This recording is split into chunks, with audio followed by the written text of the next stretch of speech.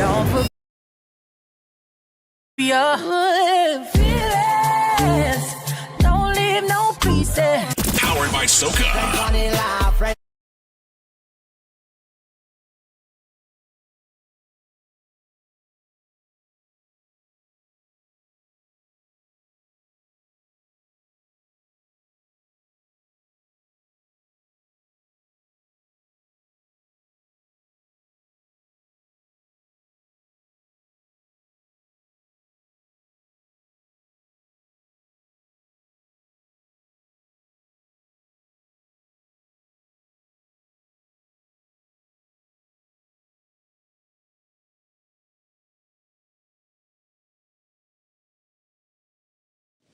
For me, there's a simple rule in politics. Never, ever be surprised by what happens in politics. The face of truth is open. The eyes of truth are bright. The lips of truth are ever closed. The head of truth is upright. The breast of truth stands forward. The gaze of truth is straight. Truth has neither fear nor doubt. Truth has patience to wait. The words of truth are touching. The voice of truth is deep. The law of truth is simple. All you sow, you reap. The soul of truth is flaming. The heart of truth is warm. The mind of truth is clear and firm through rain and storm. Facts are only its shadow. Truth stands above all sin. Great be the battle of life. Truth in the end shall win. The image of truth is the cross. Wisdom's message is its rod. The sign of truth is Christ, and the soul of truth is God. Life of truth is eternal. Immortal is its past. Power of truth shall endure. Truth shall hold to the last. I don't have to tell you things are bad. Everybody knows things are bad. It's a depression. Everybody's out of work or scared of losing their job. The dollar buys a nickel's worth. Banks are going bust. Shopkeepers keep a gun under the counter. Punks are running wild in the street, and there's nobody anywhere who seems to know what to do, and there's no end to it. We know the air is unfit to breathe, and our food is unfit to eat. We sit watching our TVs while some local newscaster tells us that today we had 15 homicides and 63 violent crimes, as if that's the way it's supposed to be. We know things are bad, worse than bad. They're crazy. It's like everything everywhere is going crazy, so we don't go out anymore. We sit in the house, and slowly the world we're living in is getting smaller, and all we say is, please, at least leave us alone in our living room. Let me have my toaster and my TV and my steel-belted radios, and I won't say anything. Just leave us alone. Well, I'm not going to leave you alone. I want you to get mad. I don't want you to protest. I don't want you to riot. I don't want you to write to your congressman because I wouldn't know what to tell you to write. I don't know what to do about the depression and the inflation and the Russians and the crying in the street. All I know is that first, you've got to get mad.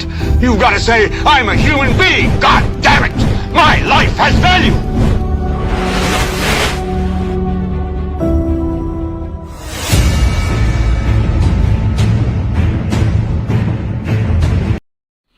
Hello everyone, welcome to the Wednesday edition of the world's most monitored talk show, NewsSpin, on Power 97.9 FM. We are also on the NewsSpin Facebook page as well as the NewsSpin YouTube channel. We go up until when? I don't know. Just stay tuned and you'll find out. But we'll be hearing from you at 452-2979, 452-2979. WhatsApp calls and messages 716-2026, 716-2026. And Amanda will be going through some of your comments. Already people are saying that they are watching the broadcast. Some people are saying good afternoon. And of course, I'm sure they are very happy that we are on the air today. What transpired yesterday? Well, we had some monumental technical challenges. And believe you me, I'm not lying. Despite the fact that yesterday was April the 1st. I will not make this up. I was here about after 10 in the morning, left about 1:45 in the afternoon, quite frustrated that we could not have presented a broadcast to you. So my apologies. This problem was very much beyond our control. We know how you feel, and many people called me personally to inquire. Could not take all of the calls, but again, thank you so much for your patience. and your understanding. We are not taking you for granted. Our NewsSpin question of the day, it reads, what do you think of the constant threat of lawsuits by St. Lucian politicians? What do you think of the constant threat of lawsuits by St. Lucian politicians? That's something we've been discussing on this broadcast over several years. Not only politicians do it, other members of the society do it as well, because it aims to produce something, and that is to give you the chilling effect. Now, we have always been very circumspect, very cautious on this broadcast. NewsSpin as a brand does not stand out for mépris and trying to belittle people, being unnecessarily insultive and caustic and scathing. What we try to do is to deal with the facts, to be as honest as possible, to be analytical, to being realistic and probing. It is not about insulting you, whether you are male or female. So we stand for something. So we absolutely take ourselves seriously when it comes to our behavior, being decorous or decorum, watching our behavior and so on. But at the same time, we don't pander. We don't set out to please people because we perceive them to be powerful and they can victimize us. We try as much as possible to being respectful and also to take a lot of things into consideration, including people's emotions. So people believe that, I'm the equivalent of a jellyfish. I have no spine. That's not what it is. You have to be judicious. You have to be careful. The occasions when you speak your mind and you're taken seriously. But if every day you're going to rant, you're going to insult, you want to be agitative and so on, you just want to set out to belittle and disrespect people and so on, that is clearly not my motive. And when I have to take a stand, as I've demonstrated on several occasions over the last few years, I do take a stand. But there are some occasions when you have to be on the sidelines, bide your time, and, in other words, know when to attack and know when to retreat. But in this silly season, rest assured that a lot of people will seek out to abuse the legal system because it is a ploy that is being utilized by some individuals in the society, particularly politicians. And I know they will take direct aim at sections of the media that they deem to be critical of them as individuals and as politicians. And I'm telling you, I have the scars to show. I have been there on several occasions. On one particular occasion, four politicians threatened me with lawsuits.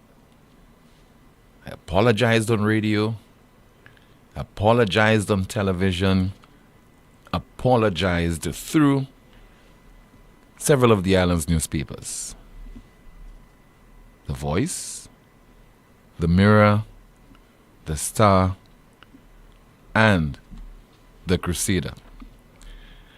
And you know what happened?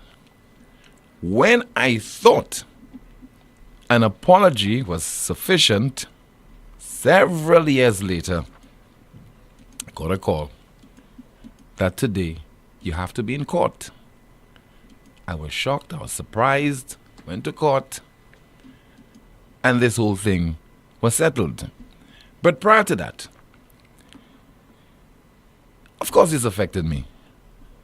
And this had a tremendous effect, I could tell you. I don't speak about those things very often. Impact on my mom was alive at the time, and also my daughter. And my daughter was just getting prepared for common entrance. So as a big boy, don't expect me to share that kind of information at the time with my daughter. Not even now I would do that. But imagine she got wind of this from, of all people, a teacher who inquired. I heard that some government ministers, some politicians want to take legal action against your dad. Is that true? And she was shocked, caught off guard. And when I went to pick up my daughter at school, she posed a question. And I inquired as to how she got to know that. And of course, she revealed to me it was a particular teacher. And I had to console her. And she asked me to promise, if this ever happens again, please inform her, because she does not want to hear this from anyone else but myself. These days, I trying to be comical. I normally say to her, I know right now, as a young lady, you don't even care if in the process of any individual or politician taking legal action against me, whether I end up behind the prison walls or not. Of course, she laughed and she said, nah. But politicians, and you know, it's going to happen. It almost seems imminent that some journalists, talk show hosts, will be targeted in the run-up to the island's next general election. Not because they love you so much, but it is because there is a lot at stake for those politicians. And I'm not targeting any one politician, whether it's SLP or UWP or so-called independent candidates. They all have an axe to grind, and they all have their motives. A lot of the motives can consider it to be sinister, not genuine. It is about the interest. Those who are in office want to remain in office for their own reasons, and selfish reasons at that. Those who are out of office want to get into office. But the priority is not in your interest. It is not to ensure that this problem of the lack of potable water, which has plagued you over several decades, is addressed. It is not to provide more jobs to the citizens of this country. It is not to address inflation and the nation's worsening crime problem. It is for them, their egos, stature, maintain their prominence, maintain their power, and maintain a whole lot of everything to appear more attractive, whether it's to men or women, etc. You name it. That is the motive of most of our politicians. Because over the last few years, the needle has not changed as far as the development of St. Lucia is concerned. What has happened to our manufacturing sector? Next to nothing, little. We continue to rely on tourism. What has happened to agriculture? It is in decline. And now there's this over-dependence on the CBI. But what about the other sectors? Manufacturing and agriculture in particular. So, we have to prepare ourselves here as far as NewsSpin is concerned. We have to continue to be vigilant. We have to be proactive. We have to be brave and responsible in the process. But we know that we are a prime target. Let's take a call right now. Want to hear from you at 452-2979, 452-2979. Your WhatsApp calls and messages 716-2026, 716-2026. Our first caller via WhatsApp. Good afternoon. This is NewsSpin. You are on the air. Hello. Good afternoon, Timothy. Yes, ma'am. Good afternoon to you. And good afternoon, Amanda. Good afternoon, caller. I heard the Prime Minister said,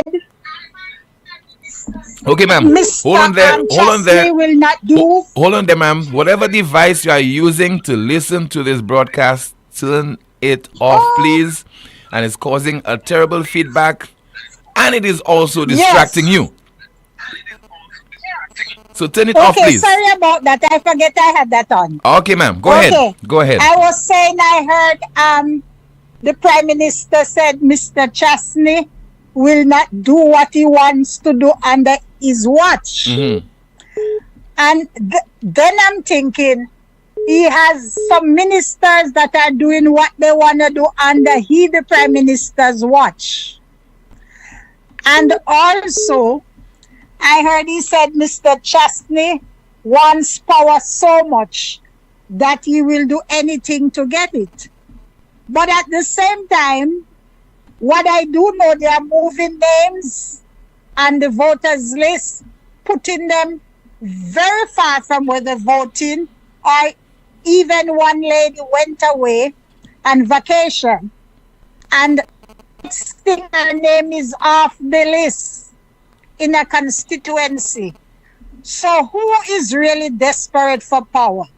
Is it Mr. Chastity, or those that influencing the electoral department? What is going on? Who is really after power and want to stay in power? And I also want to say, for the last election, a presiding officer attacked me. I didn't do anything. I just went in to help the person who was going to the UWP people who are working inside to bring water for them. And I see she was sizing me up. So when I turn around, she said, "You can't just walk in here." And she said some other things. So I told her I did ask permission, because you have police outside and you have others. So I didn't just walk in there just like that. I asked permission. And I realized some of the public servants, they are responsible for what's going on in the country right now because of the things that they did. I don't know whether they were bought out or what, but I want to know who is really after power, want to keep power. Is it Mr. Chastity, or is it the government that is in power? So that's it, Mr. Timothy. Okay, caller. Thank you so much for your contribution. We don't want to cast aspersion. We don't want to level any kind of unfounded allegation at the electoral department. And that is why I'm hoping to speak with officials of the electoral office anytime soon, so that they could educate the public and they could also field the questions from you, the listeners of whatever program they're hosting, if it's on Newsmaker Live and so on, to clarify certain issues, because the electoral department has a process where it has to clean up the list. You have the new registration of voters and so on, and people will be suspicious. So if there's anything fraudulent happening, the electoral department can be alerted and it can address those issues. But I think it is too early for us to be making any assumptions. 452-2979. WhatsApp calls and messages 716-2026. Call via WhatsApp. Good afternoon. You're on the air. Hello, good afternoon, Tim. Yes, sir. Good afternoon to you, caller. Tim, recently I heard Hello? and she's the SL is doing yesterday. Yes, can you repeat? Can you hear me? Yes, your call broke up for a while. Continue, sir. Yes, Tim. I heard Lisa Jari came on your show recently, and she said that the SLP is doing such a great job. Tim, I just want to Lisa Jari to know that she's a very delusional woman, because here we have a situation where we're about to lose our U.S. visa. The flights have already stopped coming to St. Lucia. We have already lost bananas exports to England. The European Union might be putting visa restrictions on our country. There's 4 years now, we were over $265 million. There's no hospitals. The roads is in a deplorable state. The country is in a state of anarchy. And I'm asking the St. Lucia Labour Party and Philip J. Pierre, please, can they call an early election for us to save our country from the situation it is in right now? Because it seems to me that the entire country will collapse on itself at any moment's notice, Tim. This is not a game, Tim. There are people who are losing their visas right now as we speak. Students who have their student visa, the visas are cancelled. You understand? And it's all because of the CIP program and what is happening in the CIP caller, program. we have Billions of dollars are missing. The cancellation or revocation of visas, we have not heard anything from the authorities, and have not received those complaints that you're making reference to, caller. Yeah? So let us. We'll have to confirm it before. Okay, we'll have to confirm it. Okay. Mm-hmm. What I can confirm is that billions of dollars is missing in China, Tim, because of the CIP program. Ernest Hille said that he cannot speak on Galaxy about the amount of visa or the amount of passports they sold. The man went to Dubai and said he sold 60,000 passports, Tim, in 1 year. Now the thing with that, hold on, caller. Hello, he didn't say 60,000. The video I saw, he said about 5,000, not 60,000. Well, Tim, he didn't tell us that, but he went to Dubai and tell the people in Dubai that. That is the level of disrespect those guys have us on every single day. So I'm calling for early election. The St. Lucia Labour Party have to get its act together. The country's in a mess, and that is all I have to say, Tim. Thank you. All right, sir. Thank you so much. Amanda, good afternoon to you. Let's find out what's happening in the chat room. Good afternoon, Tim. Good afternoon, NewsSpinners. A NewsSpinner says, NewsSpin, did the Golden Dragon hold you hostage yesterday? Now the comment reads, Tim, you owe us an apology like you give Richard Frederick every night on DBS. Someone says, with the backlog of serious cases we have, I think it's a waste of time. Another comment reads, why do we have to make everything so political? In the beginning, NewsSpin was about issues in the news. That's what the public wants to hear, not red and yellow. NewsSpinner says here, NewsSpin is not about insulting anyone, whether they are red, yellow, white, honorary white, tall, short, giant, or midget, quapo, or crabs. NewsSpin is about the news and what's affecting the country and its people. Another comment reads, Shafney had nothing to say. He had his turn and he refused to speak. Okay, that was from yesterday. That's it for now, Tim. All right, thank you so much. 452-2979. We have a call via WhatsApp. Good afternoon to you. You are on the air. Hello. Good afternoon. Tim, how you doing? I'm okay, caller. Good afternoon to you. Tim, I know you pride yourself in giving accurate information, but the caller before me, the last caller, when he spoke about the students not getting their visas renewed, that's actually correct, Tim. Okay, on what basis? On what basis you saying this is correct? Because I personally know 2 instances of students who had student visas who went to the embassy in Barbados to have their student visas renewed, and it was denied. Okay, so they no longer have visas, and that the parents now is in a sort of quandary because they took loans in some instances to provide that kind of education for the children, and now that the student visas are not being renewed, it's a crisis for them. Okay, need to find out. We need to find out in terms of the facts why the student visas were not renewed. We cannot just make an assumption, caller. That's what I'm saying. We need to find out. We need to find out. But I'm saying, I'm agreeing with you. I'm not saying we will have NewsSpin prides itself in being factual, and I get that, and I take on board that. But if you go onto the United States State Department's website, it indicates clearly that the potential actions by the U.S. government stems from our CIP, our CBI program, and that because the St. Lucia Labour Party has not handled the CIP program properly, there's so much confusion. We're hearing that a gentleman who have a St. Lucian passport was arrested in Dubai, and he was some kind of investor in a CIP program, and it's just worrying. And then there are repercussions with us losing our U.S. visas potentially. St. Lucians can lose their U.S. visas. We're hearing that the UK we're going to put a visa sanctions on us with regards to no visa-free access. So it's crisis. The country is in crisis right now, Tim, and it doesn't seem to bother the government ministers. Like you said, there's no official statement coming out from the Ministry of Foreign Affairs to relieve the people as to what they're hearing, and it's just crisis mode right now in the country. And nothing seems to be working. I mean, infrastructure is in a mess. The roads are in a mess.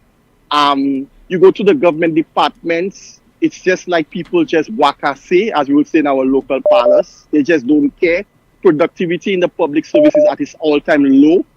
Even Dr. Kenny Anthony alluded to it. When you call the government department, people don't answer the phones anymore. The morale of St. Lucia is in total disarray, and that stems from the lack of leadership. That stems from the lack of proper governance by the St. Lucia Labour Party. When you look at socially, we are in a mess. I mean, there's nothing going on socially. The programs that the Labour Party government boasts about are what I call automatic programs that any government once elected have to do. But when you look at the 2.5% levy that was imposed on the backs of St. Lucians, which was supposed to be for health and security, when both departments, whether you look at health and security, is in total disarray. Could you imagine we're paying at 2.5% for health and security, and that when you go to the hospitals, Tim, you cannot get proper medication? There's no beds, and then you have those guys on those boards, CEO of this, CEO of that, they're getting their fat salaries to do what? At the expense of the public purse? That cannot be right, Tim. Have a blessed day. You too, sir. And thank you so much for calling. 452-2979. WhatsApp calls and messages 716-2026. Again, 716-2026. And let me see if I have any of your WhatsApp messages to go through. And somebody says via WhatsApp, just trying to access it. Please bear with me. Let's go again. See if we have that WhatsApp message. It reads, "Today, Tim, you don't seem like yourself." Another person says, Richard High Horse will slow down. We have a call via WhatsApp. Hello, good afternoon. This is NewsSpin. You're on the air. Tim, I think you've touched on a subject that's always been of great interest to me, if I understood you correctly, and that is that in the silly season, especially government politicians tend to come out like hornets after members of the press who write other than just press releases. I think that's what you were hinting at. That's what I said, yes. Okay, I want to read you, if you'll bear with me. And by the way, your absence yesterday created quite a havoc among your audience. I'm aware of that. And I want to say, what? I'm aware of that, yes. Continue. But I want them to go past just that, because we tend to just do things superficially. Just imagine if that program was not here permanently. Huh? Yeah. And imagine if every other program was government-oriented. Just imagine that. If they missed you so much one day, imagine not having you there at all because you've been closed down by the government, by the courts for libel or slander or something like that. Not only you would suffer the consequences, the whole nation, whether or not they know it, would be suffering the consequences. Because it would be like living in an authoritarian state where you only hear what the government wants you to hear. I could expand on that a lot more, but I just want to read you a few lines from a case that was heard by the Privy Council that involved Tim Hector. Remember Tim Hector? From, Were you there? From Antigua, yes. Yeah, against the Attorney General of Barbuda, Antigua. This is what Lord Howick said.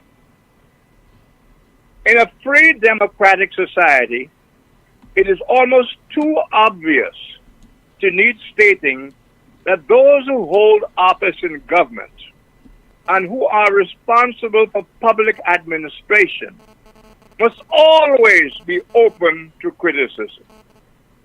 Any attempt to stifle or fetter such criticism amounts to political censorship of the most insidious and objectionable kind. At the same time, it is no less obvious that the very purpose of criticism leveled at those who have the conduct of public affairs by their political opponents is to undermine public confidence in their stewardship and to persuade the electorate that the opponents would make a better job of it than those presently holding office. In the light of these considerations, the Lordships cannot help viewing a statutory provision which criminalizes statements likely to undermine public confidence in the conduct of public affairs with utmost suspicion. You got that? Definitely. Good. Just a couple more lines, Tim.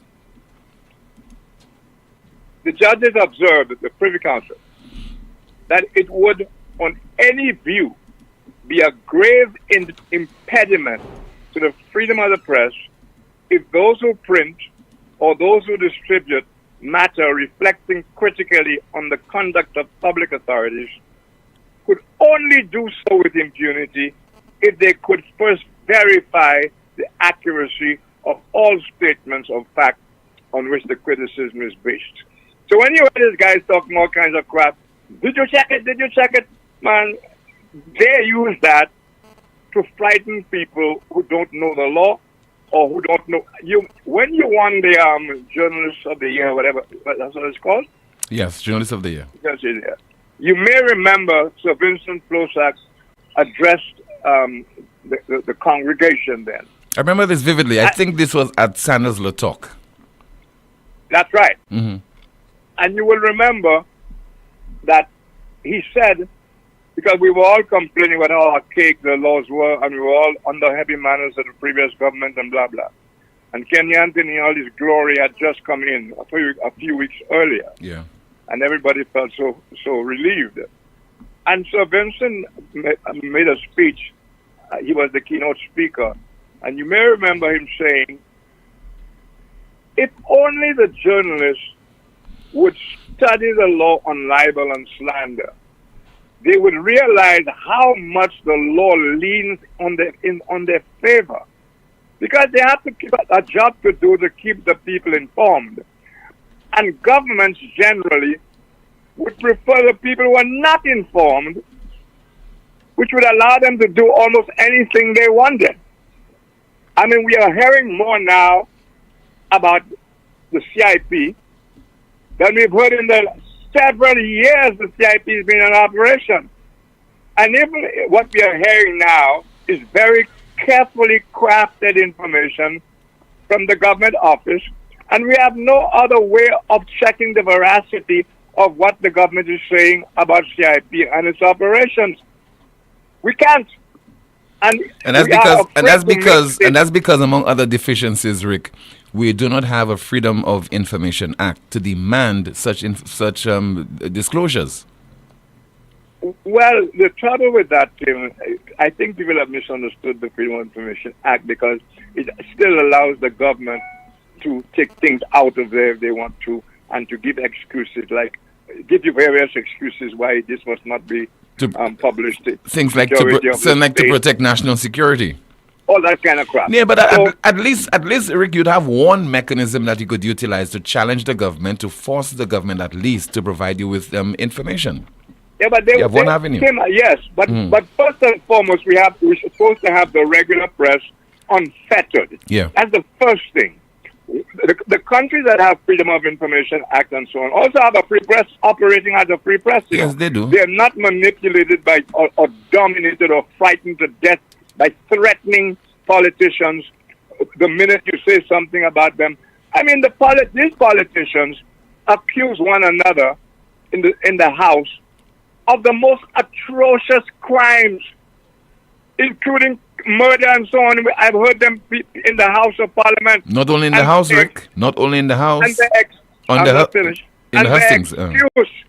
their excuse for doing nothing about it is this privilege. But that is bullshit, because the House has its limits as to what you're privileged and what's not privileged, you know. You cannot call a guy a crook, a murderer, and those things in the House and claim privilege. That's not true. That's how we fool people. People have constitutional rights, and they have a right to their reputation, and so on and so on. So if what you are saying there has no relevance whatsoever to what's before the House, and that's another important thing, the statements you make must have relevance to the motion, to the bill that's under discussion. But as you well hear, the guys just throw out the worst kind of mapweed, even about people who are not in the House, and people are uninformed, afraid to take them on. And also, it's very expensive to take them on when they're using taxpayers' money against you. So we are living on a plantation, and that plantation is ruled by ignorance and by black landlords.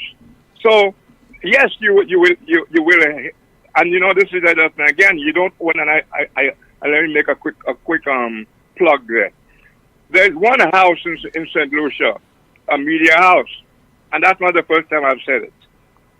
Linda Dyer, who is not in good health, who has not been in good health a long time, that woman has shown so much balls. I don't know how much more she can take from being threatened by politicians, so that DBS does not carry things that should be asked on DBS, or things that should be asked in the public domain, and answers given. But if she's under fear that the whole flipping government might jump on her, or in other ways victimize her, and so on and so on, pretty soon she too will be very careful about who appears on her television station and what they say. And that is what's called the chilling effect. And we all suffer. I don't know how much longer this country, and I'm not referring to no parties, because they suffer regardless of who is in there. I don't know how much longer we're going to realize that we have chains in our noses, even though we take different seasons when we allow it. It's as if we were born to be slaves.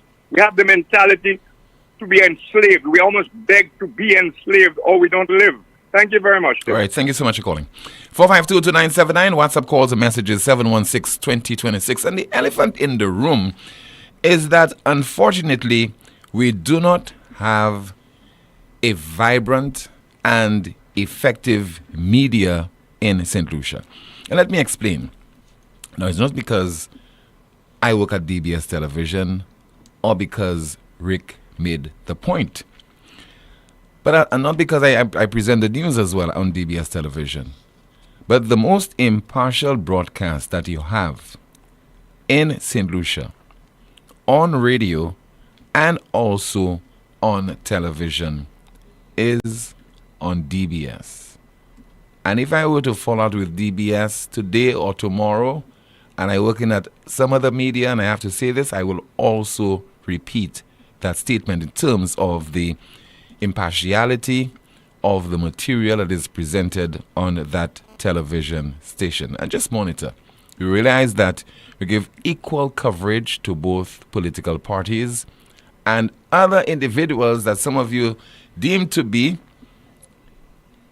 not so prominent and important. Sometimes you make fun of those people, but they have a voice and they appear on the various programs on DBS and likewise on Street Vibes as well.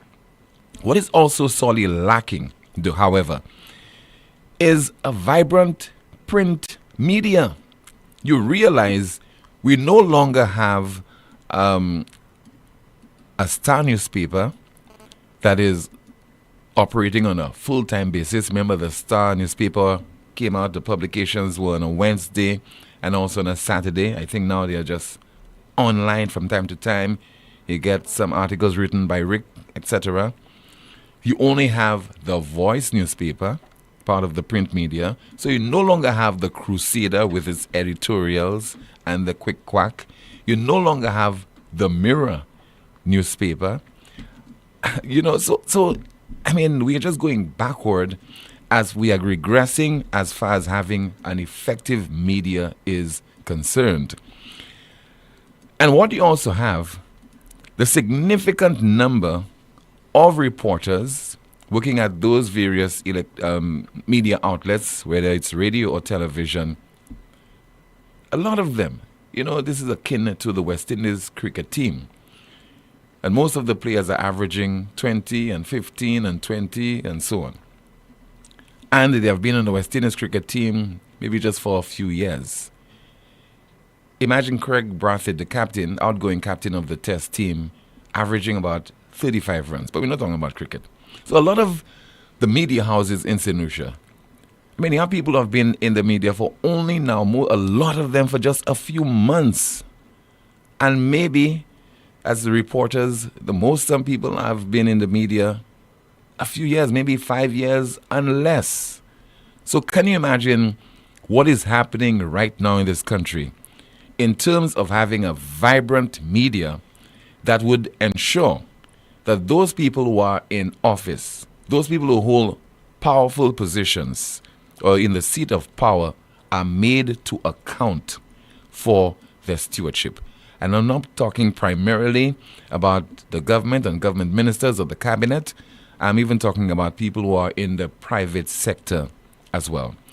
This is the most monitored talk show in the world. It is called NewsSpin. It's on Power 97.9 FM.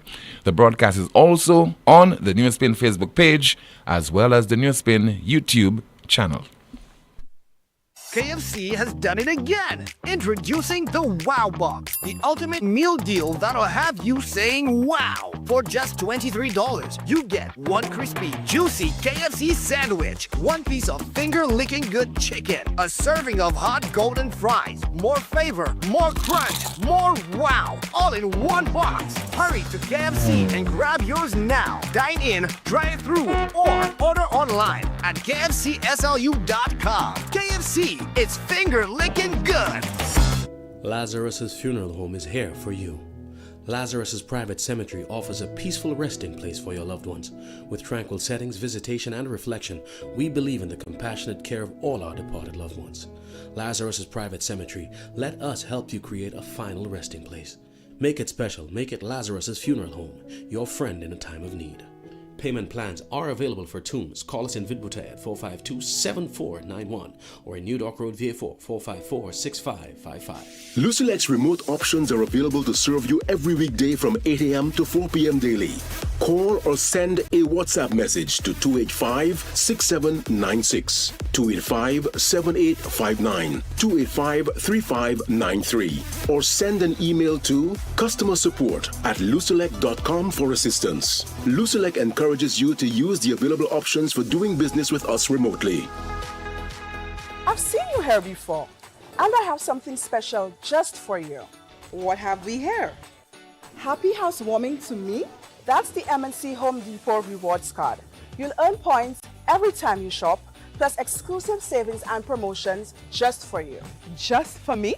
Yes, just for you. Shop in store or online and enjoy a seamless experience. So I get to treat myself every time I shop? Exactly. It's time to reward yourself. MNC Home Depot and Sunbelt Rewards Card. Sign up and reward yourself today at www.mnchomedepot.com. So fast pay, a new and easy way to pay. So fast pay, so fast pay. You asked for it and you got it. a quicker way to pay your bills online. It's fast, secure, and easy to use. No registration, no additional fees. Flow is now offering FastPay, an online service that allows you to settle your bills in less than 2 minutes. Need a receipt? FastPay will send it to your email immediately. Use FastPay now for convenience, safety, and efficiency at discoverflow.co/fastpay. Flow fast pay. 2 minutes and you're on your way. Flow fast pay. Flow fast pay. Flow is keeping you connected. Stop. How much more pain can you take? Back pain, blinding headaches, numbness, weak knees, spinal injuries, stroke. You've tried everything. Nothing works. Enough. La Clinique du Corps has the experts and technology to diagnose and fix the problem permanently. Our specialist doctors use cutting-edge solutions to treat back pain, knee pain, sciatica, stroke recovery, spinal injuries, arthritis, heel pain, and more. With advanced pain management techniques, we provide fast, effective relief so you can live pain-free. La Clinique du Corps is an approved universal healthcare service provider in St. Lucia, accepting all approved insurance. Take back your life. Call La Clinique du Corps right now at 451-6559 to book your appointment. Pain stops here. Essie, don't tell me that tire flat again. I just changed that tire. Wait, what? You just changed that tire? Well, I bought a used one because you didn't give me enough money. Oh, I see. Well, you know what? Chivi's Tire Shop only carry brand new quality tires at affordable prices with free installation. Hey, it seems you're working at Chivi's Tire Shop. How you know all that? Come on, Brenda. The tire shop down the road from our home in the American Drywall Building. Oh, yes. I forgot. Well, you know what, Patrick? Let's go there right now. Take your wallet. Let's go. Chivi's Tire Shop, located at the American Drywall Building, Vic Butey. Call or WhatsApp 584-5986. Chivi's Tire Shop. Pay less, drive more.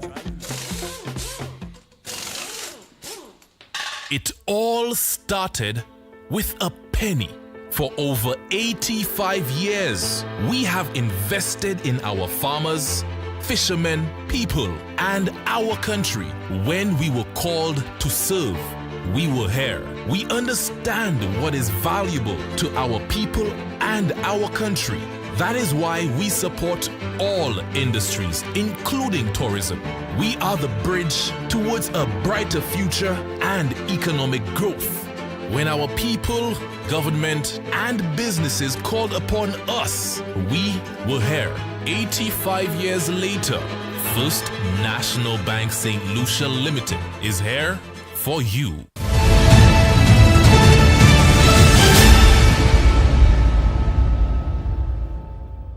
Some of you watching the broadcast off YouTube are commenting. Somebody says then, some of those same politicians, you're giving them airplay. I would have never accommodated them on the show. Another person says, Tim, there is a young lady working on a cruise ship who went to renew her visa and her visa was cancelled. And somebody also says let's get ready to rumble. Hello to all spinners. And we have a WhatsApp message. Somebody commented moments ago. Let me see if I could access that WhatsApp message right now. Just bear with me. And of course, in just a bit, Amanda will be going through some of your comments in the chat room. So please stand by for that. Somebody said to me via WhatsApp that I neglected to say something. You neglected to mention the lack of a functioning media association to govern and set the standards of the profession. Amanda, any comments in the chat room to go through? Yes, Tim, we have quite a few. And NewsSpinner says, our team, do you expect to hear anything? Getting information is already a task in itself. Another comment reads, the team can't be too early to be vigilant about the Electoral Department when it's alleged that citizens' IDs are taken from them and their addresses are changed. Someone says, Those of us who were easily fooled elected this government into office based on their propaganda, their lies, and their empty promises. Now they have failed miserably. We all are suffering the consequences. We need to resort to social unrest because we simply cannot allow things to continue like this. A commentary reads, we all know this government will downplay this matter and pretend like there's nothing to see here. A NewsSpinner says the team wants the government to come out and confirm, which will never happen. Now the comment reads, up to now we do not know why some official visas were denied. You think it's the students we will know? The embassy is not obligated to give you a reason why a visa is denied. Someone says there, okay caller, let's just say that students' visas are being declined due to CIP. All parents who have students already enrolled in university studies in the US would definitely have some legal redress against the US authorities. Another comment reads, I find that the teacher was out of place to ask the child that question. Why didn't she face you team and ask that question? A NewsSpinner says there, why are people not getting on flights out of St. Lucia right now? Another comment reads, there is nothing the current government would like more right now than to have the only reputable talk show in St. Lucia shut down. If they accomplish that, our goose will be cooked. They want to silence team to prevent us from having the one medium where we can criticize them. Now the comment reads, the government can still redact details from documents even when there is a Freedom of Information Act. What we need is journalists with integrity and who are true to their profession. Now the comment reads, the team, what authority are you talking about? These people do not share any information with anyone, so we are left to speculate. Someone says here the US is going at other countries with a vengeance. CIP and Cuban medical support might be the only areas they can attack the Caribbean islands. Someone says here, yes, Rick, it feels like we're begging to be enslaved under this Labour Party regime. Look at the mess CIP is in, yet we still cannot see the implications of the imminent. Shake my head. And another comment in the chat room here reads, team, I agree with you when it comes to the lack of written media being disadvantageous to us. However, our people for the most part do not read, so they listen to the loudest voice that confirms their biases, ignite their fears, and feed their thirst for baseless crass rural. Back to you, Tim. Thank you so much, Amanda. Some more updates coming up in just a moment. First, a WhatsApp message. It seems the majority of these money lending and insurance institutions are scams. Bare problems to receive your claims is always some kind of transitioning excuse. They need to start saving themselves the embarrassment and exposure to the public. My God. And that was a WhatsApp message. Let me see if I have some more of your WhatsApp messages there. Okay, I read this one earlier on. Another one says, hello, NewsSpin, I'm so disgusted with the current administration's non-governance of our country. Growing up, I knew the House to be very respectful and I dare say almost sacred. There were times of fun, jokes, and so on, but I've never seen so much vengeance or venom. I remember the days when no matter which side you supported, people would wait for George Odlum's contribution of facts, wits, and ideas in great and tasteful vocabulary. Everyone was afforded time to make their contribution, and various members would request extra time for various ministers. I find what is going on in the House to be disrespectful, distasteful, and unfair. I am not sure whether they realize that these are live and reflect on us as a country. When I hear people making excuses because they support the government, I am appalled. Our streets are a reflection of the current House. No problem-solving techniques. Rather, they resort to insults of all types. The government has used its entire term to campaign. They cannot separate governance from party politics. Do we have a call on the landline? Let's try and find out. See via WhatsApp. Somebody says there, more than 2 years now, no flights between Martinique or Guadeloupe and St. Lucia. Only the ferry. Look, the ferry has cancelled all services until the weekend due to rough seas and winds. And this is coming from somebody who ought to know. More than 2 years now, no flights between Martinique or Guadeloupe and St. Lucia. Only the ferry. Look, the ferry has cancelled all services until the weekend due to rough seas and winds. We have a call on the line, Mr. Producer? 452-2979. WhatsApp calls and messages 716-2026. Okay, somebody says that. What happened to... Okay, now, let's see if we have another WhatsApp message. Please bear with me. We're trying to go through as many WhatsApp messages as possible. Okay, let's see there. Somebody... Okay, we have a call. Good afternoon, NewsSpin, you're on the air. Yes, Tim. Good afternoon. Hi, good afternoon to you, caller. Okay. Tim, I'm calling as the owner of TX12. TX12? Yes. Mm-hmm. Okay. That number was mentioned during Mr. Sean Edwards' speech during the budget presentation. Mm-hmm. Making mention as to one of the person he had problems with in terms of school transportation. Okay, and where he said that I was transporting school children with a SUV. Mm-hmm. But, Tim, to tell you the honest truth, I had the school contract for true. Okay, my bus had an accident, and I made provisions for the kids to be transported morning and afternoon. And if by chance I had to go to Viewport, and there was like 2 or 3 children left, I would see to it that I bring them up on my vehicle. But Tim, the issue is now.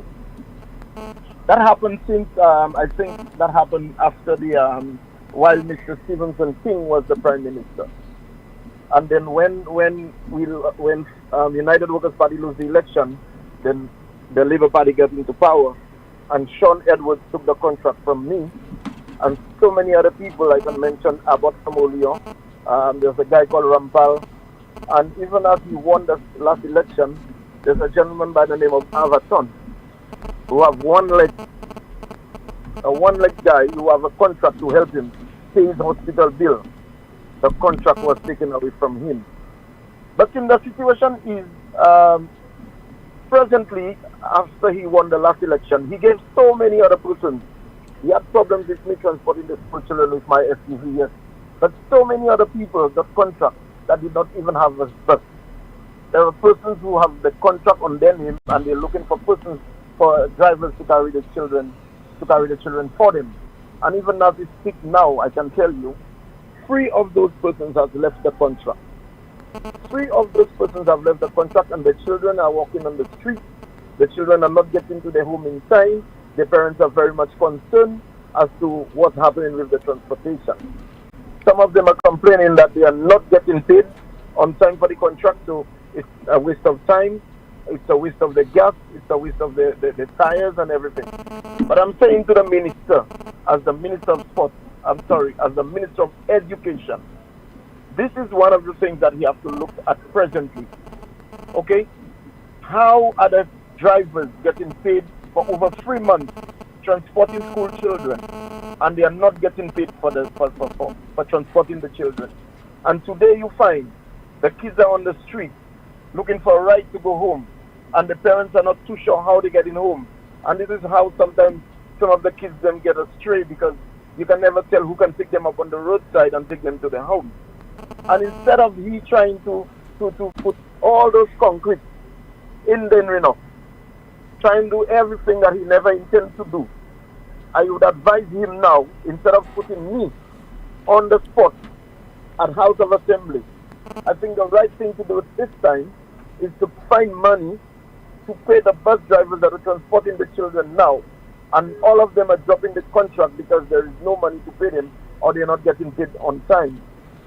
Okay? And the other thing I want to add to my contribution this afternoon, I realize now everything the minister say now, he wants to bring Poleon. He wants to Poleon first. Everything he say now is Poleon. Tim, I am a resident from Tenerife. I born and raised in Tenerife, and I'm feeling hurting, and I'm feeling very bad that Mr. Edwards now has put Tenerife last on his speech. Everything he has to say now is Poleon Despin, and he's forgotten about Tenerife, where he himself is coming from. I am feeling very bad, like I'm being neglected by the minister now, because all what he can say is Poleon. It is simply because the guy who is representing the United Workers' Party is coming from Poleon. So only now he wants to show gratitude, only now he wants to show love, only now he wants to show the people of Poleon how he cares for them. Okay, but I'm saying to him, it is too late. It is very, very much too late. And as he said in his budget speech, that in all holes and all shops in the valley, that he's gonna win again the fourth time. But he's not saying the right thing. He's not saying the right thing. Well, I'm not surprised to hear him saying this. Okay, because I mean, who's gonna do or say anything against themselves? But the writing is on the wall, as he clearly said. This time, he has to think again. And I'm saying to him again, Mr. Minister, as the Minister of Education, pay the drivers that are transporting the school children so they will not leave the school children down, and the parents and the teachers at the school will not have problems in worrying about what time the kids are coming back from school to their mother's home. Thank you very much. All right, so thank you so much for calling. 452-2979. WhatsApp calls and messages 716-2026. And Rick Wayne has made a request of NewsSpin. I'm asking LaShawn to call Rick Wayne urgently. And LaShawn, I understand that you're a regular listener of this broadcast, NewsSpin. Please call Rick Wayne urgently, and he's awaiting your call. Okay, so please do so as soon as possible. LaShawn, listener of NewsSpin, please call Rick Wayne as soon as possible. 452-2979. WhatsApp calls and messages 716-2026. Call via WhatsApp. Good afternoon. You're on the air. Good afternoon, team. Yes, ma'am. Good afternoon. Good afternoon, Amanda. Good afternoon, caller. Team, everybody that make a comment, eat right. Because the country going down bad. That's why a lot of people like you. You have a good decision on your program. Because the people don't like. They don't like. You know, they're not lying. Because the people we want a government to rule the country and respect for us.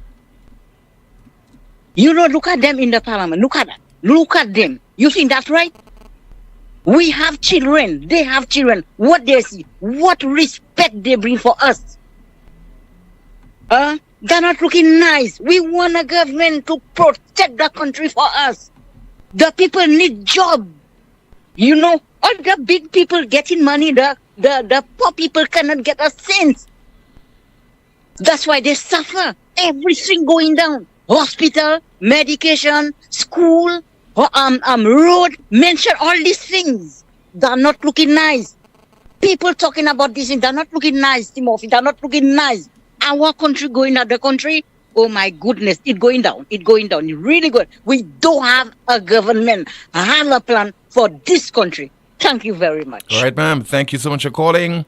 452-2979. WhatsApp calls and messages 716-2026.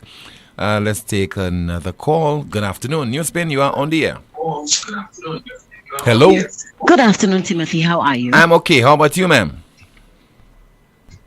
I'm great, Timothy. I've been listening to the broadcast, and I am so happy to hear you say what you said in your opening statement when you spoke about agriculture and manufacturing. It reminded me of a conversation that I had with a friend of mine who is, as they describe themselves, a proud tourism worker. I said to my friend that tourism is not sufficient to foster sustainable growth of our economy. Yes, tourism is fine, but it needs backup. We need manufacturing and we need agriculture. And this person called me a fool. So to hear you say that today makes me feel so much better. Now, on to the more important stuff. Timothy, it seems that we have a lion among men in the House of Parliament. Have you noticed that? Who is that lion? Apparently Alan Chasney. Because why is it that they are so afraid to speak in front of him? Why are they so afraid? What are they afraid of? 2 ministers declined to present anything from their ministries and anything from their constituencies because they did not want to speak before the great Alan Chasney. You remember, Tim, when we had a scene 1 majority from the SLP? Mm-hmm. You've been in the media for a very long time. What are you talking about? The 16-1 outcome? Do you recall? Yes, you remember that, right? Yeah. Do you remember any of these machinations and shenanigans happening in the house during that time? No, because I don't. Because the late Louis George was basically helpless. So they were not afraid of him They then? were not. He was not a threat. I don't think he was a threat at all. But it seems Alan Shasney seems to be a threat to the Social Labour Party. If that is not the case, why don't they go ahead fairly and objectively about the business of the country? These ministers really making themselves look weak. I wonder if they notice that. They make themselves look so weak, like they are afraid of Alan Shasney, that when he roars, they tremble. They need to understand that when they are in the Honorable House, they are there to do the work of the people. They're not there to serve petty grievances. They're not there to talk about their personal problems. The table is round for a reason. The table is round because everybody has a voice, or everybody's voice should be heard. What is the problem? He is one man. Why are 15 of y'all afraid? Anyway, Tim, I have to ask you a question because I rely on your historical knowledge. I know you've been in the media for a very long time. Have you ever noticed how many strikes we're having during the past couple of years? Well, you're saying we're having more with greater frequency now? Yes. I don't really think so. Let's look back, Tim. And then you can give me your opinion. Because again, I'm asking for clarity. I'm asking for your historical knowledge and your journalistic expertise. Bank of St. Lucia went on strike. I know it was not a government thing, but they went on strike. Then we had First National Bank going on strike. Before that, we had the Labor Department on sick out for a number of months. You remember that, Tim? Yes, that's true. Right. We had the police officers on sick out recently. Buckeye took industrial action. Peter and Company took industrial action. We had Slasper last week. And I've been reliably informed that the orderlies at the hospital are planning industrial action, and Slasper is not done yet with their industrial action. So, you realize it is more frequent, is it not? It is frequent, but caller, maybe you see what happens is sometimes when something is fresh in our minds, fresh in our memory, we tend to believe that it is more acute compared to what has transpired before. Remember, you had issues. You had issues like I asked you had issues like the historical knowledge. Yes, you had issues like the no cut strike, bananas. At that time, you had upheaval in so many areas. So I think true. Of late, yes, we've been having a few of those industrial actions being taken, but I don't think it is sufficient for us to say, give the impression as if it is unprecedented or it's a record number of strikes that we are having compared to what occurred before. I'm not saying that, Timothy. Which is why before I began, I asked you for your observations. I said I rely on your historical knowledge. I am asking for a comparison. Okay? No, I don't think. I am asking you. I don't think. Has there been? No, I don't think it's at an unprecedented level, caller. I don't think it has reached that stage yet. No.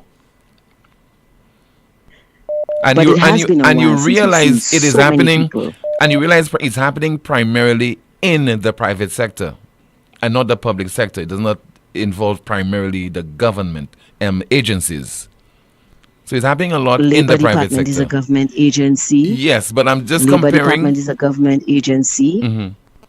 SLASPA is a government agency.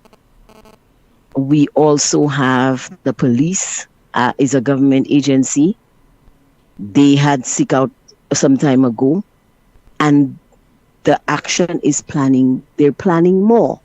So this is what I'm saying. It is happening. I'm not, like I said before, I'm not saying the government, but I'm saying that says that there is something wrong in the country. Yes, it says there's something wrong in the country. Is suffering. I agree with you. There's something wrong in the country as far as workers' rights are concerned and people agitating, because a lot of those issues affecting the workers, very often they are ignored, and not until workers take that kind of action, you find that employers coming to the fore and addressing their various grievances. But I don't think it is at a level that you can consider to be unprecedented in comparison to what has happened before. We forgot WASCO, Tim. WASCO took industrial action some time ago. Do you remember? Yes, I can recall, yes. Yes, and that is another government agency. So why I bring this up? I bring this up to say that the rosy picture that is being painted for people in the diaspora and people in higher office that are saying everything is fine, everything is great, even by the Prime Minister's office, because you see all of those notices that come out proclaiming, unemployment rates being down, proclaiming things are going well, the country is going well. But when you juxtapose that, what is being said against what is actually happening, there is a problem, and nobody seems to be addressing the problem. Another thing that seems to be passing under the radar, do you realize that we have a new class in St. Lucia? We have the upper class, we have the middle class. Well, I don't think we have middle class anymore, but we have a working poor class. Because we have people who are working at what you would normally call a good job, and they are struggling to make ends meet, and nobody is addressing these issues. These issues are being glossed over and ignored, and you hear these people in the house come out and talk, but nobody is addressing the issues that need to be addressed. So I want to send a message to our parliamentarians. The table is round for a reason. The table is round because everybody's voice counts. When you enter that honorable house, you enter to do the work of the people, not to fuel petty grievances. So please, do the work that we are paying you for. There are issues that need to be addressed, and it is high time you put aside your grievances and address the issues of the people. Thank you very much, Timothy. Yes, ma'am. Another thing. You said that you were speaking about the media, and you neglected to mention that we have no media association. We don't have a functioning media association. Because if you recall, most of the past media stalwarts are now working in government ministries. Right. And we have some green reporters who lack the training, the fortitude, and the guidance to do the job properly. So don't blame them if they misstep, because there is a lack of guidance. If there was a functioning media association, there would be a governing body to govern the profession, to set standards, to train people, to teach them how it should happen, but we don't have that. So don't say we have a lack of a functioning media. Say we have a lack of leadership in the media profession. Thank you very much, Dave. Okay, ma'am. Thank you so much. I think you're correct with regard to the lack of leadership, because you said that many people would have gone to greener pastures. Unfortunately, a lot of people have also passed away. You had some veteran journalists, people like Mr. Guy Ellis, who passed away, and a number of other people who have retired, gone into public service as well. But just having a St. Lucia Media Workers Association, yes, it would have assisted in terms of providing guidance to some of the media workers on the island. But a lot of the advice that will be given by such a body, it does not mean that media outlets and journalists must accept it. is not something that is mandatory. We just had the guidance taking place.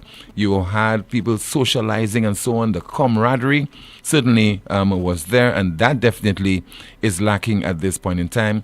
And the St. Lucia Media Workers Association would have enlisted the support of various training institutions globally to provide that kind of support to the local journalistic community. And that certainly is very much something that is sorely needed at this point in time. Let's take a break. The broadcast will continue in just a moment with more of your calls and your WhatsApp messages. This is the most monitored talk show in the world, NewsSpin. Lucilec's remote options are available to serve you every weekday from 8 a.m. to 4 p.m. daily. Call or send a WhatsApp message to 285-6796, 285-7859, 285-3593, or send an email to customersupport@lucelec.com for assistance. Lucelec encourages you to use the available options for doing business with us remotely. It all started with a penny. For over 85 years, we have invested in our farmers, fishermen, people, and our country. When we were called to serve, we were here. We understand what is valuable to our people and our country. That is why we support all industries, including tourism. We are the bridge towards a brighter future and economic growth. When our people, government, and businesses called upon us, we were here. 85 years later, First National Bank St. Lucia Limited is here for you. Here's a fun fact. In just 29 seconds, you can say goodbye to paper bills forever. Seriously, in 29 seconds. That's less time than this ad. Head over to discoverflow.co or visit us in-store and update your contact information now. By October 1st, your bills will be digital, easy to access, secure, and hassle-free. So what are you waiting for? This ad still has 2 seconds left, and you could have already gone paperless. St. Lucia, KFC has the crunch with our all-new strips and dip. 3 crispy, golden brown chicken strips, hot fries, a buttery biscuit, a refreshing 16-ounce Coca-Cola, all for $25. Hurry to KFC and dive into the dip life today. Dip, dip, and dip. Your chicken strips in no dip, dip, dip, and dip. Barbecue buffalo dip, ranch, honey mustard dip. KFC got all dips. Order now at kfcslu.com or WhatsApp 484-0400. KFC, it's finger-licking good. Stop. How much more pain can you take? Back pain, blinding headaches, numbness, weak knees, spinal injuries, stroke. You've tried everything. Nothing works. Enough. La Clinique du Corps has the experts and technology to diagnose and fix the problem permanently. Our specialist doctors use cutting-edge solutions to treat back pain, knee pain, sciatica, stroke recovery, spinal injuries, arthritis, heel pain, and more. With advanced pain management techniques, we provide fast, effective relief so you can live pain-free. La Clinique du Corps is an approved universal healthcare service provider in St. Lucia, accepting all approved insurance. Take back your life. Call La Clinique du Corps right now at 451-6559 to book your appointment. Pain stops here. Need more days of savings? MNC Home Depot and Sunbelt Super Saturday of Savings has just been extended to Sunday. Take advantage of amazing deals. This weekend, MNC Home Depot and Sunbelt are offering you amazing discounts on selected items. MNC Home Depot and Sunbelt Super Saturday of Savings has been extended to Sunday. Don't miss out on the incredible discounts and deals. See in-store, Facebook, or www.mnchomedepot.com for more details. Terms and conditions may apply. Better value for better. Taco Thursdays at Senior Snapper from Thursday 13th February 2025 and every Thursday. Thursday. St. Lucia, your Thursdays just got a whole lot better. After work, there's only one place to be. Taco Thursdays at Senor Snapper Seafood Grill and Margarita Bar. In Cruzley Town, that is Marie Therese Street. Live DJ, fresh tacos, and island vibes. What more do you need? Tacos for just $10 plus 2-for-1 margaritas and mojitos to keep the good times flowing. Thursdays is Taco Thursdays at Senor Snapper.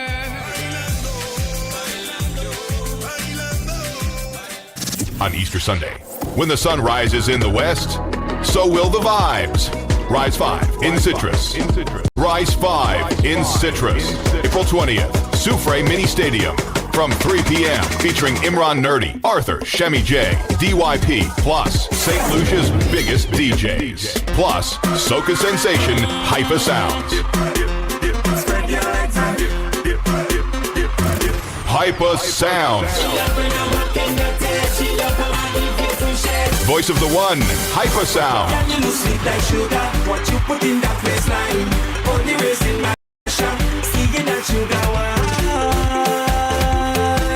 Tickets are $120, available at all sell outlets, Mambo's Bar in Soufre, and online at fourcircletickets.com. More at the door. Platinum sponsor, Court St. Lucia. Gold sponsors, Bank of St. Lucia, Hotel Chocolat, Hennessy, Bounty Rum, JP Chenet, and KFC. Bronze sponsor, Heineken, Power 97.9 FM. Sponsor, Liberty Media. Rise 5 in Citrus. On Easter Sunday, we rise. Also sponsored by Blue Waters and Anglo.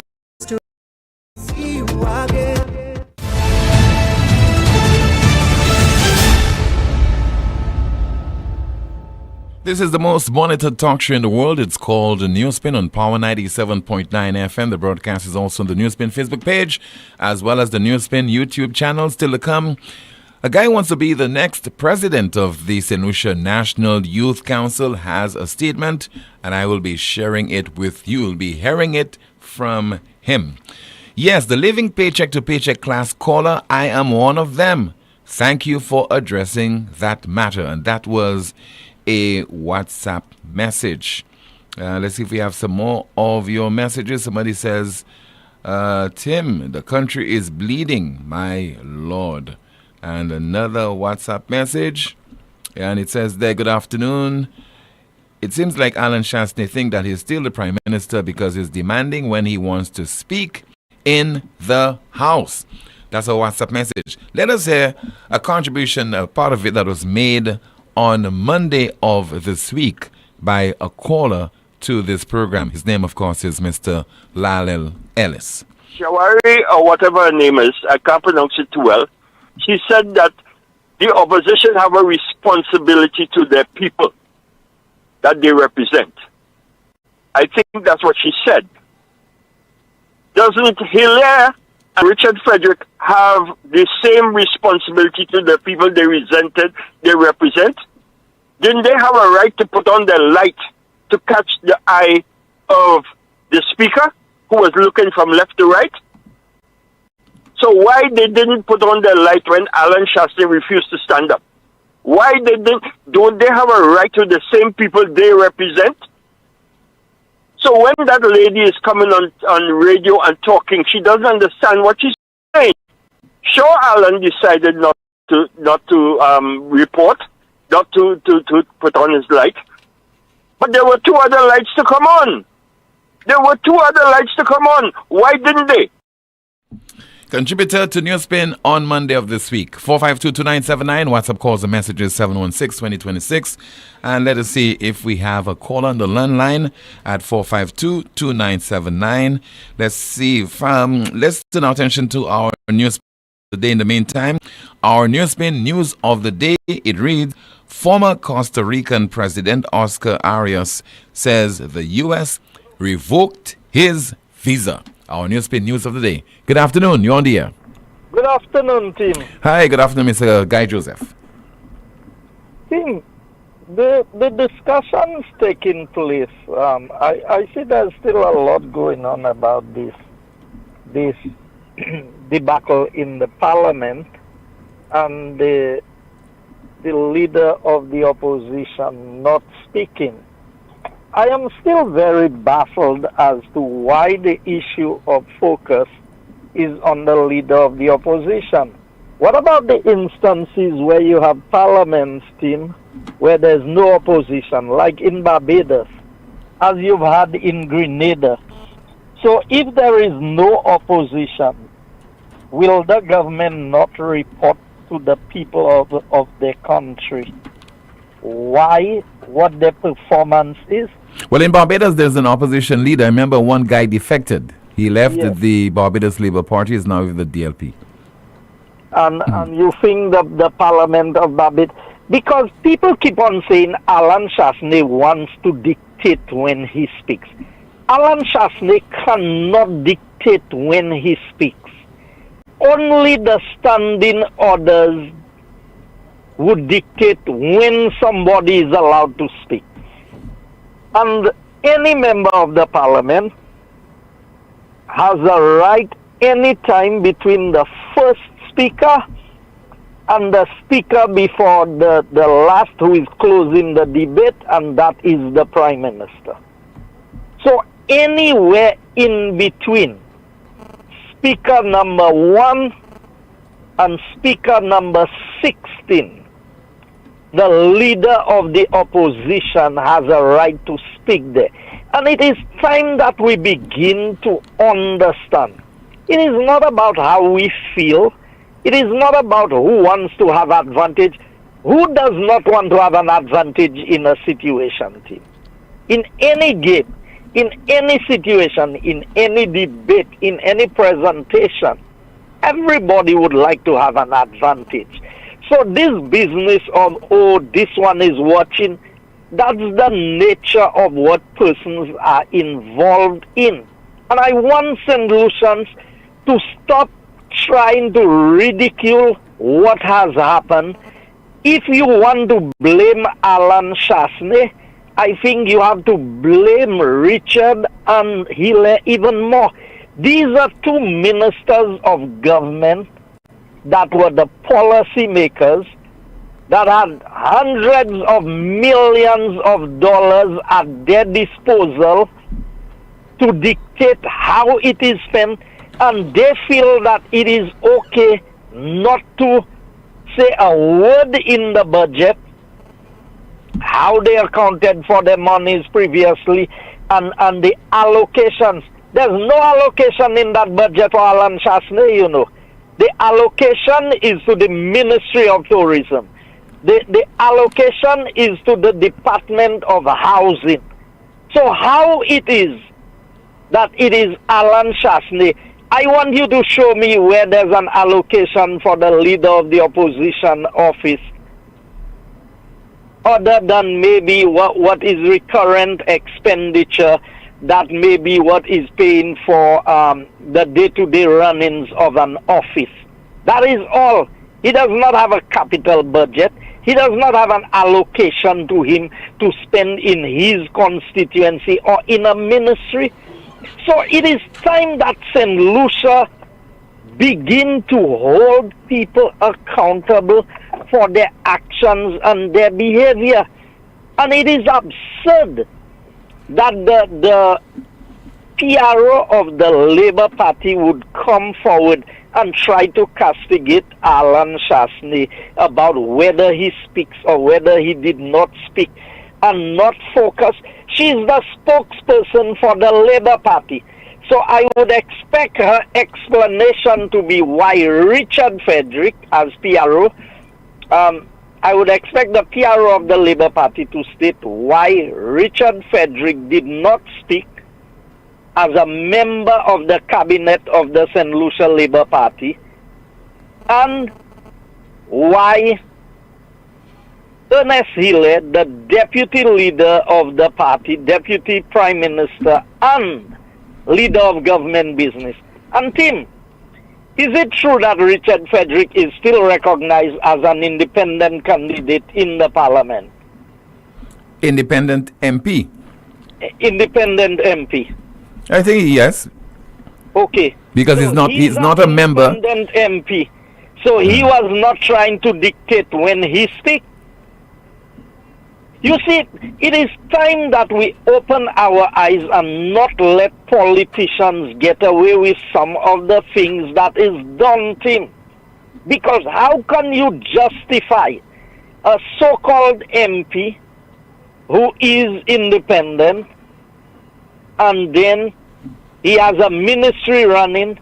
Shouldn't he account to the people of St. Lucia and the allocations given to him as an independent MP and member of the cabinet? Isn't there greater responsibility on Ernest Healy and Richard Frederick to report on their performance for the past year and to update the nation on the allocations in the budget for them and what they are going to do? Is that the level of intelligence we have in this country? They made an out, and we need to call them out. Alan Chasney has nothing to report to other than to make a presentation on the budget and to say what he disagrees with. And whether he disagrees with the whole budget or not, the fact of the matter is the government carries the majority and they will carry through with the budget. Now, Tim, I want to switch just to a quick matter. Is it today that the imposition of the levy on ships built in China sailing out of the U.S., is it today? Did you follow the international news at all? Yes. The president is describing today as Liberation Day, and at 4 o'clock this afternoon, he's scheduled to address the people of the United States, and I guess by extension the rest of the world, to determine what will happen. So, Tim, are you aware that the proposed figure, in fact, I was talking about 1 million, I'm now hearing that it is 1.5 million levy on each ship per voyage? 1.5, yes, you're correct. So, Tim, think of this, where a container now, a ship comes to St. Lucia with about 300 containers on it out of the U.S. So it means that a container will go up by about 5,000 US per container. That is in addition to what the freight was, which is 6,000 or 7,000 already. So, Tim, have we heard anything from the government? Have we heard any contingency plans from the government? A task force has been set up to look at this. A task force? Have we had any preliminary report from the task force? I think the latest we heard from Miss Emma Hippolyte is that some recommendations will be taken to the Cabinet of Ministers, and then decisions will be taken on it. Tim, and I'm supposed to have confidence in this. Somebody who would not even manage the importation of sugar and rice into the country when nowhere else had shortages. You think I trust that these people have the capacity? When St. Vincent had no shortage of sugar, when Matnik had no shortage, Dominica had no shortage, we had major shortages. And you know what these people told us? Whatever was loading the sugar onto the boat, there was some story. You remember some official from the Ministry of Commerce came and gave some kind of explanation about loading the sugar? You recall that, Tim? There were some explanations, yes, I remember. So you think you think the Prime Minister, the Minister of Foreign Affairs and all of them, you give that to Emma to handle? Are we going to hear about another secret deal, or is because she said she went on a secret date with the people from GPH? Tim, compounding all of this is the fact that SLASPA is under immense financial pressure, and whether persons are coming forth. You read the press release from SLASPA last week on your show, Tim? Yes, I did. And a seek out is unforeseen circumstances. You recall that's what you read, Tim? I made reference to it, caller. I did make reference to it. So, Tim, here we have a premier government institution that is supposed to operate above board. And then there is a seek out, and the reason why there is a seek out, most of us know, is because they have not been able to close up negotiations with their stevedores and other persons who work within SLASPA. And rather than give the country an explanation and some hope that these are the issues, we are addressing it, and soon everything will go back to normal, you come and report to us. I want the board of management of SLASPA to tell me that they signed off on that type of press release being given to us. In the same way, the whole deal with GPH, you remember there was a secret signing that nobody, no media was invited to? And we are supposed to sit back as St. Lucians and trust the information that these people are giving us. Tim, we are in a lot of trouble in this country, and I am waiting with bated breath to see what President Trump will say this afternoon, 4 o'clock. Well, that would be 5 o'clock our time, Tim. But this is major cause for concern. I have not heard a word from the chamber. Tim, you are in the media. Have the chamber made a statement? I have not heard anything from the chamber. I think they expressed concern about it, but maybe they are waiting the outcome of the work of the task force on this whole tariff issue before they themselves will issue their own statements. But Tim, while we waiting, what happens to us? What happens when the next ship who comes there, all of a sudden, your freight goes up by $5,000 for a container, and then your duties is calculated on the CIF price? I mean, these are emergency situations. We should have had a contingency in place where you could have voted on what you would do even before it's implemented. And so when it is implemented, you remember our cargo could not land there last week. Is this week they coming in from St. Vincent? Because all the containers are on the port in St. Vincent. Tim, yeah. The running of this country is total chaos by this government. There's no functioning entity. There's no one we can go to and even lodge a concern or a complaint. I believe that the Prime Minister has lost control over the management of the affairs of this country. I thank you. Yeah, and Mr. Joseph, by the way, the address by the President is at 4 o'clock this afternoon. So we have the same time with the United States. We're at the same time now. We all the times have yes, changed? from last week I think it changed. So we had, all yeah. right, Tim. Thanks. All right, thank you so much.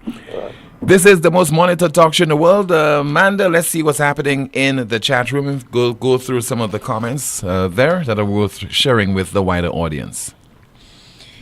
A few comments from earlier. Someone says there, Lady PJP will dekukune us with taxes for that $2 billion budget. Flabo, did I say it correct? Anyways, moving on. Another comment reads, cancelled visas is small fries. The real bacchanal starts if this fool in the US confirms universal tariffs on every country at 4 p.m. The blowback from that will make CIP look like 10 cents on $1 million bank account. A NewsSpinner says, why is it so many passports can be sold as in CIP, but yet St. Lucians are struggling to get their own passports on time? This is sad. This is a sad situation in St. Lucia. Another comment reads, a friend visas was approved and is new to the cruise ship workplace. Someone says our journalism is tainted in St. Lucia, and that is a detriment to all citizens regardless of political affiliation. History will not be so kind to us if this continues. Another comment reads, if our streets, roads are a reflection of our current House of Parliament, well... A NewsSpinner says our dead body in Marshallfield just saw a video. Another comment reads, so in the current state of affairs in St. Lucia, we have the education minister leveling a personal attack against a citizen. You see the nonsense we're tolerating in St. Lucia? Then again, we still tolerate the Speaker of the House, who said on public television he will do all in his power to destroy anyone who criticizes his Labour Party government. With all of this, you will tell me that PW is wrong for referring to St. Lucia as a banana republic, when that's how the country is being run. Someone says a nation which cannot feed themselves is doomed to starvation and by extension sickness. A commentator reads, St. Vincent exported £6.27 million of dashing to the UK, valued at 4.8 million EC dollars. Why can't we do the same in St. Lucia? Another commentary reads, just imagine we had no opposition in the House of Parliament. The things that would have happened by this government, not even a pig would want to eat in St. Lucia. So thank God we have a man in opposition that is keeping the government on its toes and his name in their mouths. They should thank God that Spider, Guy and Dominic are not part of the House of Parliament, because they would be cancelling every sitting because they cannot take the heat, but refuses to leave the kitchen. Now the comment reads, Guy, Trump's policies will not last. A large percentage of U.S. manufacturers imported their raw material from outside. Taxing the eyeball on the inputs of those companies will backfire. And someone says there a contingency plan should have been in place at the signing of the executive order in January. We are too reactive in this place. Back to you, Tim. Thank you so much, Amanda. Somebody says via WhatsApp, Tim, why are St. Lucians allowing politicians to use them? Another WhatsApp message. Okay, somebody says there via WhatsApp, I'm asking who is to blame for the visa situation. Is it the SLP, Donald Trump, or the St. Lucians who live in America who voted for Donald Trump? And another WhatsApp message. Our problem in St. Lucia, most of us are cowards. We talk, and when it comes to taking action, most of us back away and let a few take the action. We have allowed the politicians to walk all over us. I think it's time for us to take the bull by its horns. And now the statement by Mr. David Henry. He is seeking to become the next president of the St. Lucia National Youth Council. I think that election of officers is scheduled for some time in May of this year. Tim, this is a critical time for young people in St. Lucia, and I appreciate the opportunity to bring these pressing issues to light.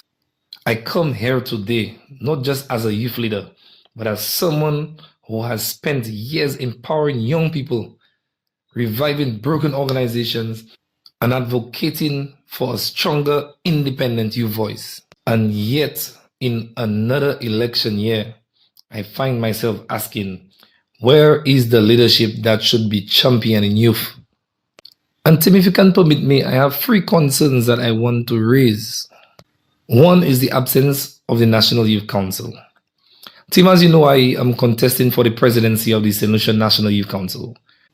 But Tim, let's take a moment, because there is no NYC right now. The last council's tenure ended in November 2024, and 4 months have passed, and St. Lucia remains without an independent youth voice. Tim, this is such a shameful time to be a young person in this country. Tim, the NYC has always been the sole independent representative body of youth in St. Lucia. Without it, who is advocating for us? Who is ensuring our concerns are addressed? Who is fighting for our future? Tim, the answer is no one. And yet, the silence of those who once prided themselves as a founding father or past member of the NYC, their silence, the silence that comes from them, is deafening. And Tim, let's be real. When I, David Henry, speak on these matters, some government officials and political technocrats see it as a political attack. But Tim, you see, I have a vision for the young people in my country, and I refuse to be silenced. I have built and strengthened youth organizations without political agendas and without government backing. Tim, that is because I know if we do not fix this crisis, we are setting up our country for leadership instability and an uncertain future. And Tim, I tell you, we have a leadership crisis. What kind of leadership are we modeling for young people when a prime minister refuses to shake the hands of the leader of opposition at a service aimed at building peace in these political times? And Tim, that is the hidden agenda of services like this. And thankfully, Tim, the Pope wasn't the one who was leading that service, because that would have been an international embarrassment for our country. Tim, another one, a senior opposition member making reckless jokes that, whether intentionally or not intentionally, undermines the confidence of young people in our healthcare system and will undoubtedly be used in this election year. Tim, I am disgusted by the poor leadership displayed in what I call the darkest year of politics, at a time when our people are shrinking into deep uncertainty about their future. But Tim, one thing I know for a fact is that the young people will be the ones left to fix all the damage done in the next 20 years. Yet, what foundation are these young leaders building on? What foundation is being built so that they can have a chance to fix this thing throughout this chaos going on? Tim, my second concern is the government interference with the District Youth and Sports Council elections. Tim, in all my years in youth leadership, I have never seen the Ministry of Youth Development and Sports directly facilitate District Youth and Sports Council elections until now in an election year. I reached out to about 10 of what we call NYC founding figures, and not one of them can recall at a time when this had ever happened. So Tim, I find myself asking, why now? Why the sudden interest in structuring youth governance after 4 years of neglect? Could it be that the government wants to control who gets elected? Tim, let me share something with you. Let's talk about National Youth Awards. Tim, the Prime Minister did not see it fitting to attend the highest recognized event for young people. But yet still, Tim, the next day, he was in Dominica speaking about ringing the bells at the airport construction launching in Dominica. Now, Tim, I find myself asking, how far is Dominica from St. Lucia that the Prime Minister had to miss sports awards to be present in Dominica? And then now, Tim, that tells you everything you need to know about priorities. And now that the National Youth Council was left to struggle, to almost disappear, the government youth agency is facilitating the elections that will elect a National Youth Council. Does that sound like true democracy to you? And Tim, I am not saying that the ministry was wrong to step in during the absence of an NYC, but why all of a sudden in this election year? And Tim, I will leave my concern over the sole independent voice of youth at a national level for the technocrats to analyze and to start saying that I only want to cause political chaos. But Tim, let me tell them, let's be honest, Tim. Some of the same people running against my team are the same young people I see in political rallies proudly wearing party-colored shirts. Tim, are they going to call out public authorities when the voices of young people are silenced? In what world, Tim? In what world? Where are the founding fathers of NYC, Tim? Those who once fought for youth representation back in their time. Where are they? Why are they sitting silently now? Tim, my last and third concern is government priorities and budget for youth.